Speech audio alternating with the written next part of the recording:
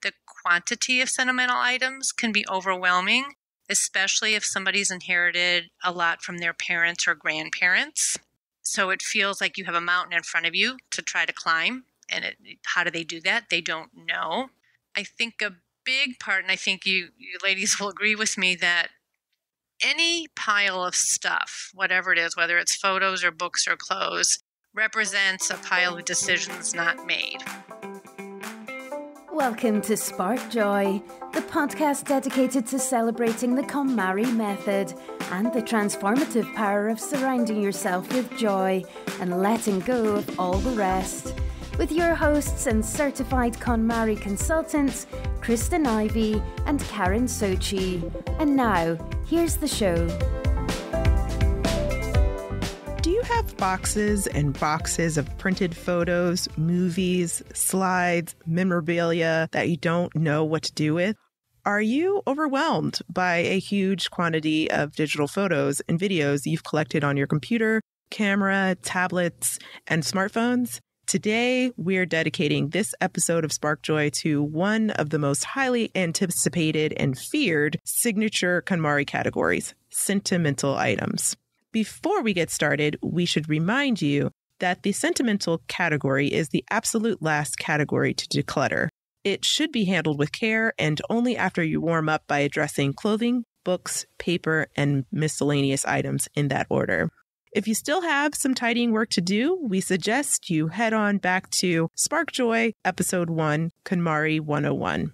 If you've paused your KonMari progress after addressing miscellaneous items, then this is the episode for you. Bonnie Shay joins us today to talk about managing our digital legacy. Bonnie is the founder and owner of Mariposa Photo Organizing, established in 2007. She's managed a photography business for over 20 years and is a certified member of the Association of Personal Photo Organizers. She currently curates family photo and video collections that are shareable, enjoyable, manageable, safe, and secure, both now and for generations to come. Welcome to Spark Joy, Bonnie. Thank you for having me. This is great. Welcome to Spark Joy, Bonnie. We're so glad you're here.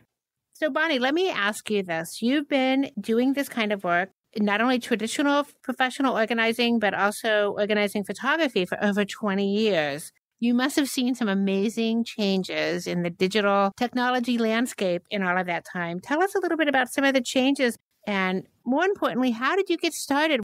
So, first of all, as you may consider yourselves, I consider myself having the organizing gene. I think I was genetically predisposed to making order out of disorder, whatever form it comes in. And so I do think scientific researchers will find an organizing gene someday. They just haven't found it yet. So based on that, my former husband and I had a photography business together for over 20 years. He did a lot of different events. I ran the business and would edit all the photos to tell the stories of our clients' events. And when we went our separate ways, he kept the photography business and I needed to find a new profession to make my way. So at that juncture, I decided to become a general residential organizer, as I loved cleaning up messes, so to speak, and helping people declutter and systematize their living spaces. Lo and behold, one of my very first clients and I discovered her closet filled with printed photos, DVDs, videotapes of all shapes and sizes, etc. So she asked me, could I help her with that? And it triggered a light bulb moment for me, because between my natural inclination to organize, and making things in order, plus my over 20 years of photographic experience, I was a perfect fit for curating a family photo and video collection. So I said, yes, of course, I would love to help you with this. And then shortly after that, I discovered the Association of Personal Photo Organizers. Yes, there is an association for the photo organizing industry. So I found my peeps and I dove in. So that's really was sort of the kickoff of my interest and realizing that this was such a need that was unmet out there because people were overwhelmed. I think people at one point could handle the boxes and boxes of printed photos that they never did anything with because they could leave them in the closet and okay, we're fine. I think the tipping point was when the digital world came upon us and people started taking pictures more fast and furiously and getting so tied up in the technology and the change, like you said, I think that was the tipping point where people got really unsettled with their photo collections, both printed and digital, because it was a double mess, a printed mess and a digital mess that they had to deal with now. When you think about it, it's so interesting to think historically that, taking photographs used to be kind of a big deal. You had to get film, you had to have a camera, and generally it was something that you did for a special occasion, for the holidays or on a vacation. And even then, you still accumulated tons of material, especially if, you were doing some of your own home movies or whatever. There was just tons of stuff, but it was still kind of a special thing and it was expensive. And now I'm just sitting here thinking that I don't think a day has gone by in the last several years when I have not taken at least one, maybe 100 photographs on my phone for whatever reason, almost every day. It's just kind of a thing that people do now. So, just the mass quantity of images has just become really staggering when you think about it. Yeah, I like that perspective, Karen. And I think especially you just made me realize that we used to take pictures of events and family and maybe kids growing up. But think of all the other ways we take photos now. We go shopping and we take a picture of something that we want to show somebody. Yep. Take a picture of our breakfast at a fancy restaurant, right? And so we've just added so many categories. My nail polish color, I just took a picture of that today. So I'd remember when I go back. Right. And it all accumulates. It's clutter. And the interesting thing about this type of clutter is it can hide really easily because we have so much access to digital storage and digital space. It seems almost unlimited. Maybe you can tell us why it's so important for us to shift our attention to that accumulation of digital content. I'll just share with you a very basic need, and then we'll get into some bigger needs. How often have people gotten to their family's Christmas celebration or their son's soccer game and they go to take a picture on their phone and it says out of storage space? What do? You're in the moment. You want to take a picture or a video and you don't have the space. So that's a very acute, very immediate need, but people aren't thinking about that ahead of time sometimes. So that's part of what we try to train people is to be proactive so that you always have, a charged battery and you have, space on your phone. But to look at the larger piece of it, Kristen, a big part of what my colleagues and I share with our clients is we like to focus on quality over quantity. And we're getting into a world right now where the quantity has just grown so greatly. And so we really want to impress upon people that it's overwhelming to have 20,000 pictures on your computer. You're not enjoying them. You're not sharing them. You're not managing them because it's such a huge quantity and it's so overwhelming. And so we really try to come back to saying, let's look at the best of the best that tells your story and focus on that and keep it more manageable with a maintenance program, of course. It's not a one-time deal. You can't just organize it just like all the rest of the categories, right? It's an ongoing thing because you're still going to buy clothes. You're still going to buy books. You got to have maintenance programs to go forward. So I think that's a big emphasis that we share with people, that the satisfaction of a photo collection is much higher when it's a manageable amount and something that you can really get your hands around and enjoy and appreciate. I love that you touched on maintenance. I definitely want to loop back to that because that's something that comes up when we think about KonMari tidying and transitioning from ending a KonMari tidying event and to the space where you're really adopting this as a lifestyle. And like you said, there are certain categories that do revolve and some can be fixed by choice. If you decide you don't want to buy any more clothes for the year, you can kind of hedge that, but it's unlikely that we're just going to stop taking pictures. It's all about, having a plan in place. And it's interesting that you also mentioned, in addition to maintenance, avoidance. My clients get to a place where they are almost done with the entire process. And all of a sudden, they put off or delay our last session when it comes to the sentimental category. And I always find it so interesting. Like, why is there such a big pause between miscellaneous and sentimental? I have some ideas of maybe why, but I'd love to hear your thoughts on why we treat this category in this way. Absolutely. I have some good ideas about that. To me, the sentimental category, if you don't fix it, if you don't organize it, declutter it, it typically doesn't get in the way of daily living. Yes, it might take up space where you are, but it's not a fatal kind of area. Whereas if your closet is totally disorganized and your clothes are all over the place, you can't get dressed in the morning.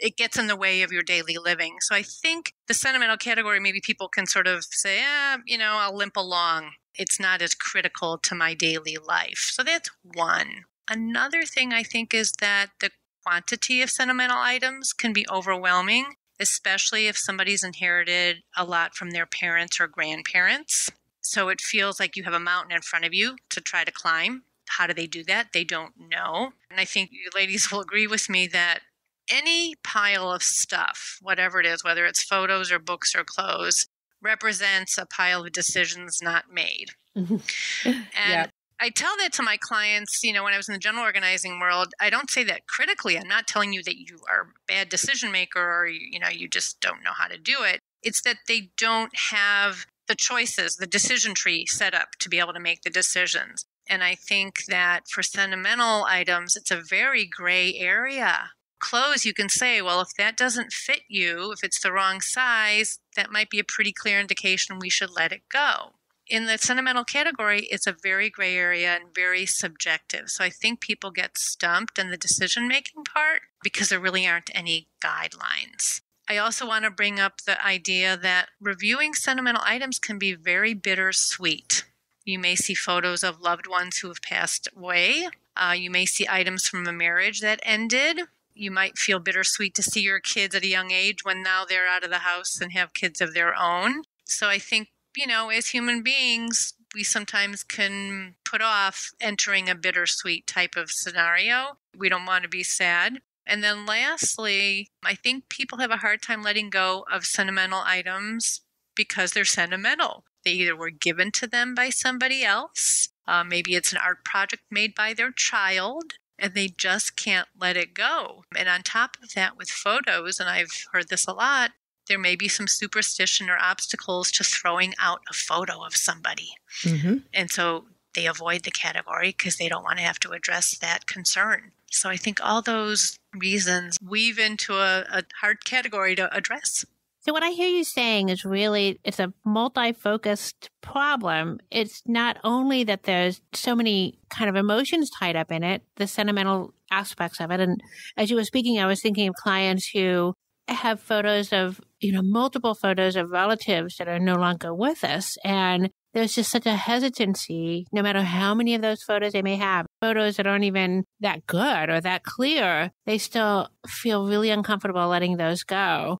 And then there's this idea I feel a lot of clients struggle with, and that's this idea that I can see that these 50 photos of this one Thanksgiving dinner that we had in 1992 might not be that big of a deal, but maybe my kids will want them. Or maybe there's somebody else in a family that's going to want them. So there's a big struggle with making the decision. And then you combine all of that with the fact that there's just so much of it. So there's really, it's not only about it being a sentimental issue, but it's also just a quantity issue, which I think makes it even more complicated for people. How do you suggest somebody would begin to even take a look at that? How do people get started when it comes to being more thoughtful about the kinds of photos that they want to keep? So, like I mentioned, to me, the overarching focus is to say, let's focus on quality over quantity, just sort of set the stage with whatever they undertake in terms of organizing. The more you can edit and choose the best of the best, the more satisfying your collection will be. So that's number one. Number two, I often suggest, and maybe you do this in your work too, have them pick what they think might be the easiest or what's getting in the way of their life is the most right now.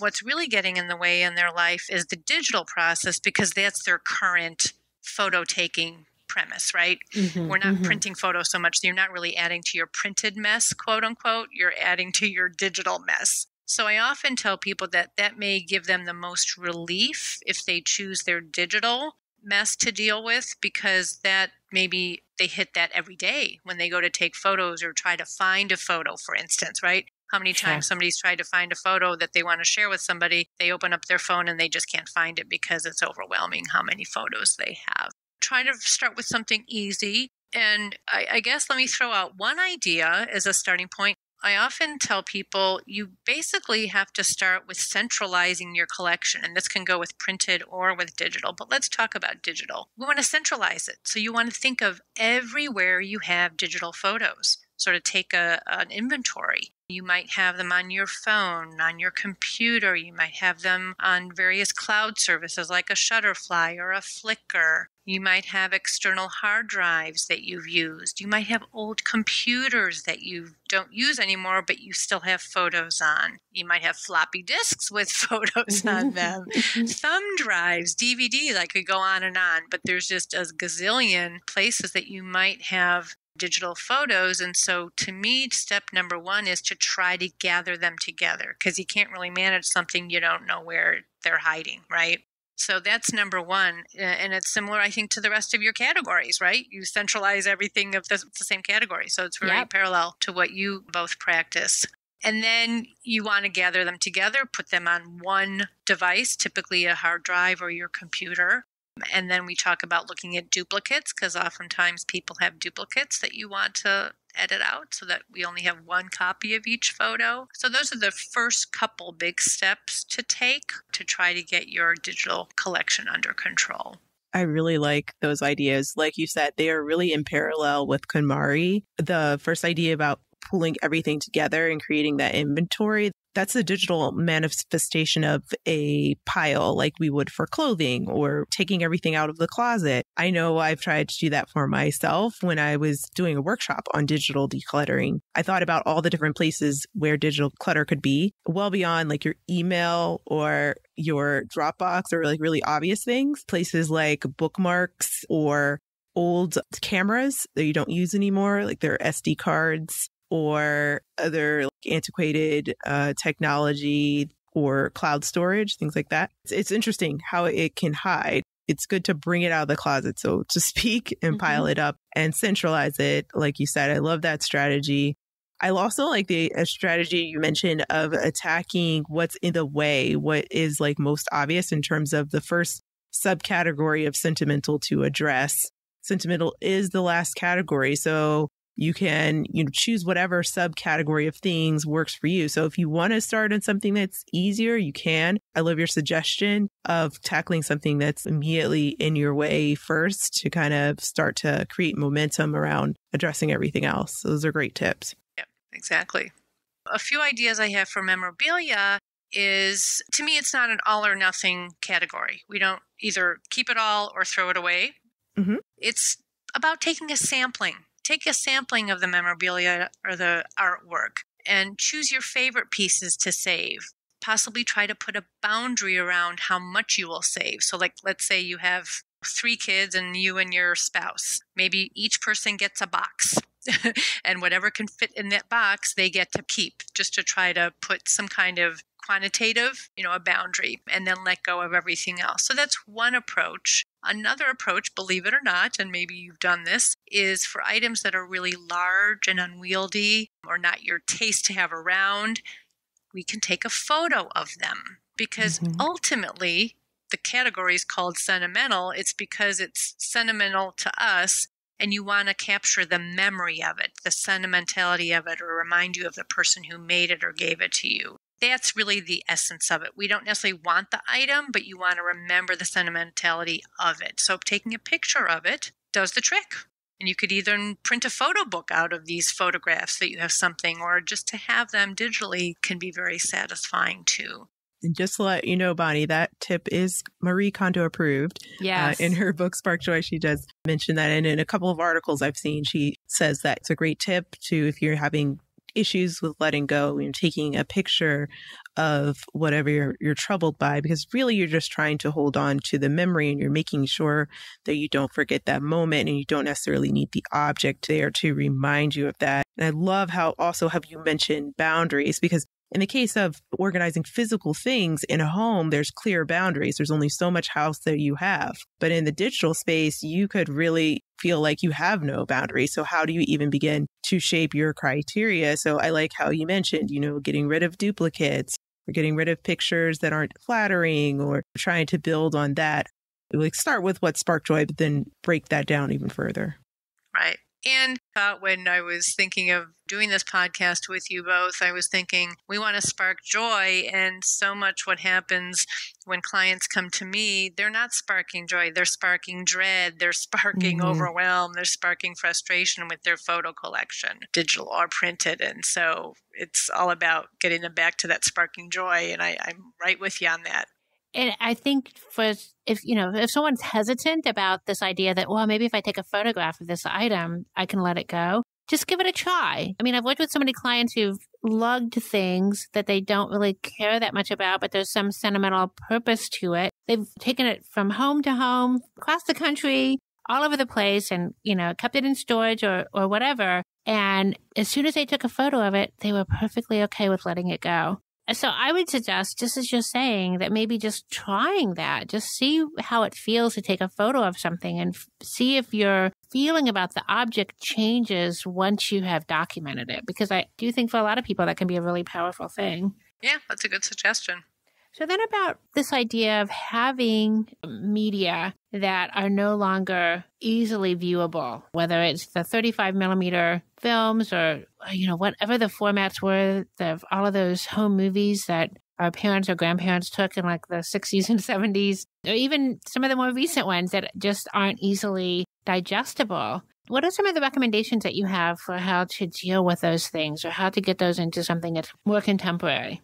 Well, there are many solutions. We have vendors and service providers all over the country that will digitize your variety of formats. So whether it's taking a printed photo and scanning it into a JPEG file, for instance, or whether it's a Super 8 or 8 millimeter movie that your parents took back in the 60s, that can be converted. Maybe you have VHS tapes, maybe you have beta tapes, mini DVD tapes. Those can all be converted into digital file formats, whether they're MP3s, MP4s, you name it. Some people are even taking audio cassettes. In fact, I just found an audio cassette that I had converted from a reel-to-reel tape of my parents' surprise 17th wedding anniversary. And wow. I just had it reconverted. Even though I had it converted from reel to reel, I barely have a cassette player anymore. So I had that converted to an MP3 and I was able to email it to my sisters. It was like phenomenal. What a gift. I'm getting all excited because this is really where the good stuff comes in. So every format can be converted in some way or another to a current format. Typically, these formats they work on PCs or Macs. And the key is, like we already mentioned, the idea of maintenance. The key is you want to keep those maintained over the decades because, as we know, formats change. We're hoping JPEGs will always be around, but you gotta make sure that you're in a current format that's viewable. That said, ladies, we sort of laugh in our industry that printed photos are always viewable. You don't need special technology. All you need is maybe a pair of reading glasses if your eyes are a little older than they were before. But they are a form of backup. They are a real tangible form of your photographic memories. Even if we go digital on all of these things, to still print and still enjoy that format because it'll always be viewable no matter what. Well, that's interesting that you mentioned that because when we talk about this idea of digital clutter, and we recently discussed this with Saya Hellman in episode 54 of Spark Joy, we discussed how to cut down on your digital clutter. Though once we've done this with our photographs and once we have decided which ones we want to print and which ones we want to preserve and pass along, how do you suggest people manage their photos so that they spark the most joy and that they are able to not only access them for their own enjoyment, but also are able to share those with family and their friends? There's basically two ways to organize. One is chronologically, and one is by topic, by theme. I tend to go with the chronology because I think as human beings, we just appreciate growth and we appreciate the passage of time. Your daughter is born and you see her grow up through 18. You see garden at the springtime and you see it grow into, a full-blown garden by August. So I think we just, as human beings, naturally gravitate towards that. It's simple. And especially in the digital world, things are automatically dated if we take a picture with our phone. So it's easy to harness the power of the computer to sort things chronologically or to access things chronologically. So I think that's really helpful. In our day and age, we now have other ways of accessing our photos that does additionally paralyze people, because a digital collection, you can add tags and keywords, and now with facial recognition, and like with Apple, for instance, they have faces, and Google Photos does this too.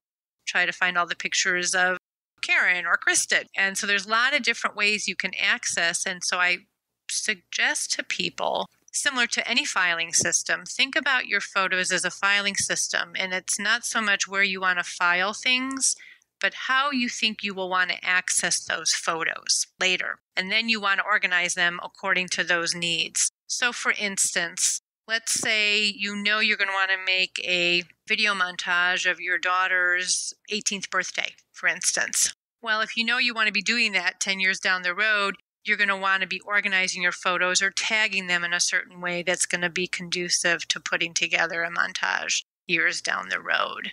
If your family does a phenomenal Christmas celebration and that's just a big deal in your family, well, you probably are going to want to highlight your Christmas photos so that maybe you'll do a photo book of Christmas through the years. So it sort of depends on how you want to use your photos and how you might want to access them.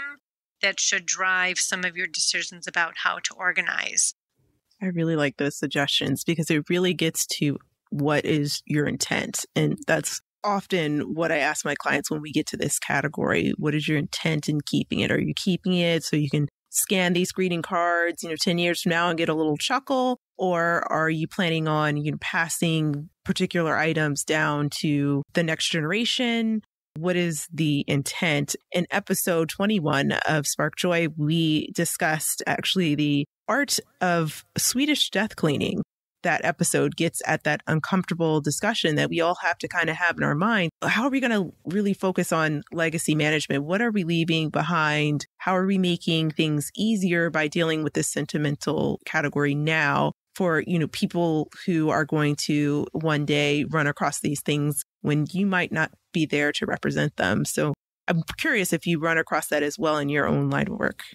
So I'm finding a couple common themes why people hire me and that we curate their family photo collection. One is maybe they inherited their parents' collection and it was a big mess. Mm-hmm. And so much they feel has been lost in terms of telling the stories because they have all these pictures of people they don't know because they didn't have the opportunity to ask their parents about the stories. So my clients are wanting to avoid repeating that with their children. So they're very motivated to make sure that they preserve the memories and not preserve the mess kind of thing. So one client, for instance, they have 4 daughters, 4 grown daughters, 10 grandchildren. And what we did for last Christmas is after we curated the whole family photo collection is we gave an external hard drive to each of the 4 daughters with the whole curated photo collection, videos and photos. And it was like the best present they could have ever gotten. They're still oohing and eyeing over them. They loved it in the moment. It created more conversation, more storytelling. And now the parents, they're not at the end of their lives. They still have lots of life to live, but they can feel comforted that they've transferred and they've communicated to their girls the story of their childhood and the story of their lives together as a nuclear family. I find another, and this is a personal reason for me too, is genealogy. A lot of people are interested in genealogy, especially with the proliferation of DNA testing through Ancestry.com and 23andMe, just for, starters. And photos go hand in hand because you're starting to learn more people who are in your family tree and you're wanting to know more about stories. And what better gift than to have photos of your ancestors and photos of your current family available to you to sort of build that picture and build that story and the history of your family tree. It's like a treasure hunt, visually and genetically, so to speak. And I don't think you can ever underestimate just how valuable those things can be. As you were speaking, I was thinking that I was reminded that a cousin of ours recently showed us on the computer, because she had it put into a viewable format, an old movie of my grandfather in full military uniform. He must have been 19 or 20 with my grandmother, who was a year or two younger. and he was getting ready to be shipped off to France during World War II. And this is something that we had never seen before, and it was just absolutely amazing. And she lives very far away from any of us, so the chances of us having an opportunity to see this were really slim. So it was really super meaningful and, and very special. And so I agree that these things are really important. But we have to be able to see them. We have to be able to find them and treat them as the special objects that they are. Right. And you brought up a good point, Karen, that I like to suggest to people when they're stuck and they don't know where to start. I already gave you a couple good starting points, but I find when people have movies or videos that they obviously can't watch because they don't have the equipment on which to watch them anymore, I suggest that that's a great place to start, is just take a few of the movies or a few of the videos that you have and have them converted. Because then you see this footage like you just referred to that maybe you never saw or hadn't seen in so long. And what a gift. So just take a few, just do a sampling, because sometimes it gets expensive if you have a big quantity. So just do a little sampling and just see what a gift that is for your family and what content that you're going to reconnect with. Well, I don't know about you, Karen, but I feel way more prepared to revisit my sentimental items now that Bonnie's been on. I have tons of ideas because I do have some files that need to be loved on a little bit. Also, some legacy computers as well that probably have trapped some of, my really valuable photos and videos. Do you have any suggestions for that? Things like an old laptop or even things like photo negatives or those disposable cameras, these things that are so antiquated, or maybe we can't even barely turn the computer on to grab the information. Do you have any suggestions around those type of issues that may come up with this category? Absolutely. So, the beauty of our day and age is that even though things are antiquated or out of date, there are still providers in our country, in our bigger cities typically, that take a lot of these antiquated formats and work with them and give you something that will work. Sometimes people have negatives, like you mentioned, and those can be scanned as well and turned into positive images to be able to use on your computer, to JPEGs. So that's a possibility. Disposable cameras, you'll still be able to find labs that will develop those. So once again, sometimes if they haven't been kept in great climate-controlled areas, maybe they're going to be compromised. So maybe if you have a handful of them, maybe test one and see how it comes out. That's a possibility. Although the quality of those weren't typically good, but sometimes some quality is better than none of an event. So that's possible. I encourage you to start locally in finding service providers that can do some of this digitizing for you. These are your precious memories that are priceless and irreplaceable. So I really use as a last resort to ship your items anywhere. So if you can walk into a storefront in your local city or neighborhood, that's ideal. If you need suggestions of places to go in your immediate area, I can suggest going to the Association of Personal Photo Organizing website, which is appo.org. That's appo.org. And we have partners around the country that provide some of these services. So you know that they're sanctioned and they're not going to ship your stuff to a overseas location and risk losing. So I just want to put that whole caution is that I really would hope that you could shop locally for this so that you don't put your memories at risk. That's a great tip. And September is actually Save Your Photos Month, correct? It is. Isn't that exciting? Yeah. This is perfect timing. It is. It's like back to school, back to get working on your photos. Yes. As an association, we've done a lot of work of pulling content together, tips and tricks and techniques to help people who want to get their photos under control and shareable and manageable. So another place to go for resources is saveyourphotos.org, which is put up by Appo, but it's a separate website, and there's lots of educational material. And as long as you sign up by September 30th for our photo summit, you can have beaucoup options and videos and checklists, etc., to use to get some help for your photo organizing challenges. Fantastic. Well, here on Spark Joy, before we let our professional organizers go, we always like to ask what your favorite tidying tip is.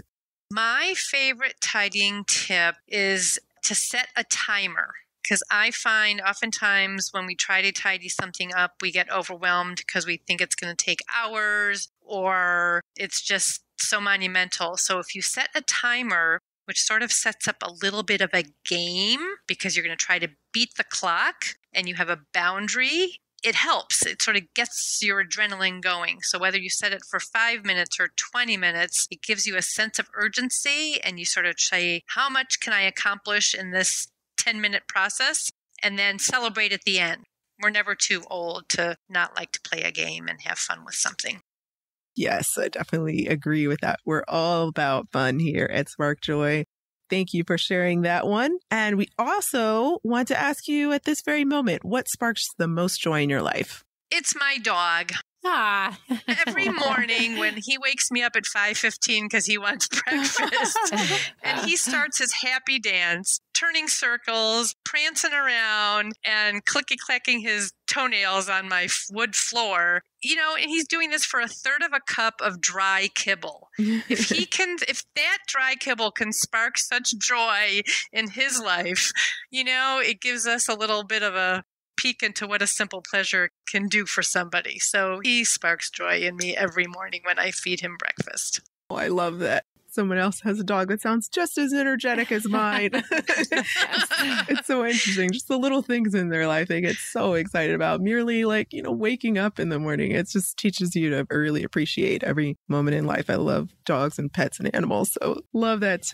And I have to share with you that, I did not have dogs or pets forever as an adult because I didn't want the mess they created and I didn't want all that. And so when we finally got a dog, because I really needed my daughter to have a dog, I looked in my bedroom one day and there was a bone in one corner and a ball in another and something else, a rope in another corner. And I looked around and I said, I am so happy to have this mess in my house.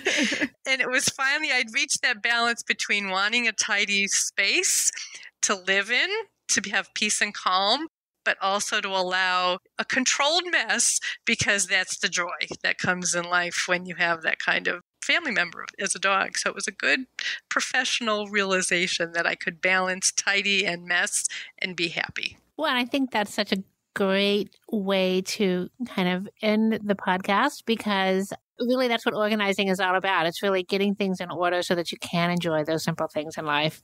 So along those lines, do you have any parting words of wisdom for our listeners? Well, I'm going to suggest that everybody pay attention in our digital world to backing up.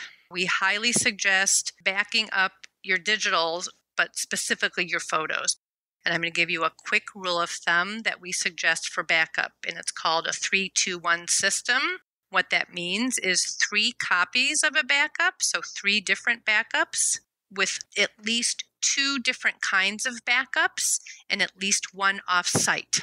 So we want 3 copies, 2 different types of backup, 1 off-site, which could be, like in a safety deposit box or at your office or in the cloud. And it just gives you a variety of insurance policies, essentially, so that if one should break down or malfunction, you still have other options and that you can sleep well at night knowing your photos and the rest of your digital collection are safe and sound and protected.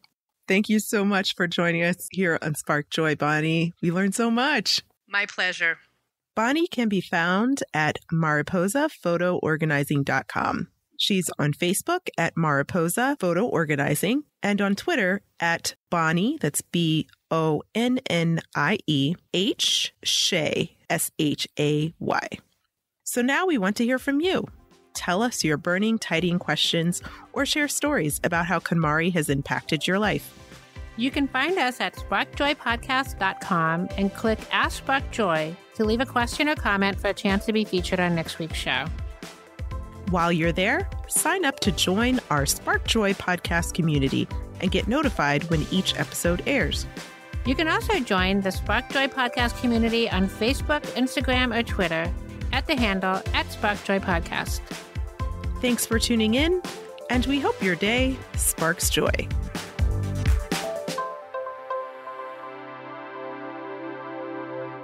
Thank you for listening to Spark Joy with your host Kristen Ivy of For the Love of Tidy in Chicago and Karen Sochi of the Serene Home in New York City. Spark Joy, the podcast, is not endorsed by or affiliated with KonMari Media Incorporated. The opinions expressed on this episode represent the views of the co-hosts and guests alone and do not represent the corporate position of KonMari Media Incorporated or the KonMari consultant community.